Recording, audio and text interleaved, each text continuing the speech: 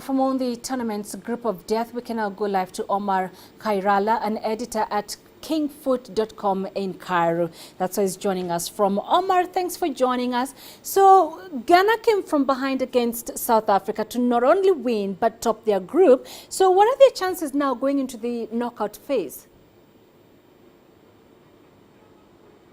Well, before the tournament, there were speculations about Ghana's performances and how would they fare, especially with the chaotic change of management and how Avram Grant was lately introduced to the team.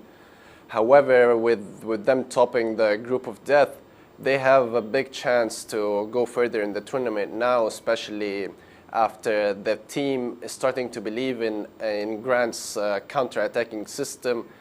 And also with the return to full fitness of their captain Asamoah Gyan after his treatment from malaria, they have a very good attacking outlet up front, which can lead them to glory.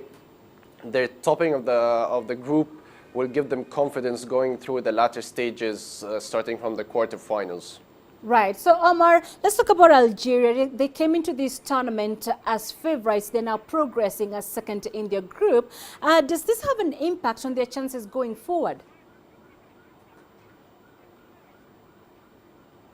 Well, not really. Only because the similarities for the teams in Group D, as we can project from the group table, Algeria also has a very good attacking quartet in Feghouli, Brahimi, Mehriz, and Sudani or Slimani, which can hurt any team in the quarterfinals or as we go on in the tournament. With also the pairing of Lassin and Bentaleb in midfield, they have a very good protection to their defense.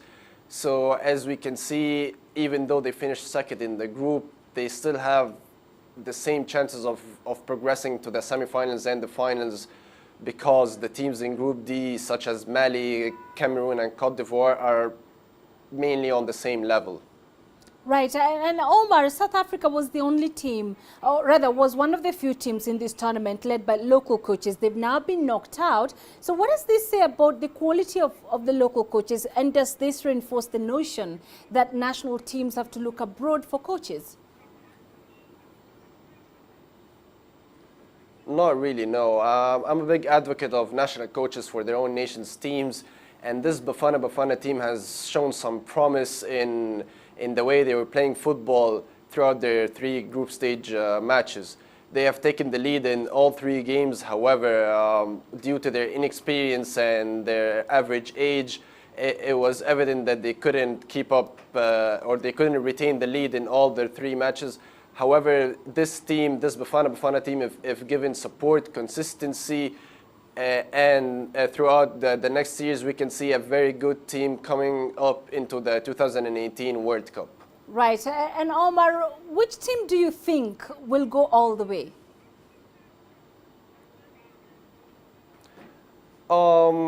Since the start of the tournament, I've predicted that Algeria will win the tournament.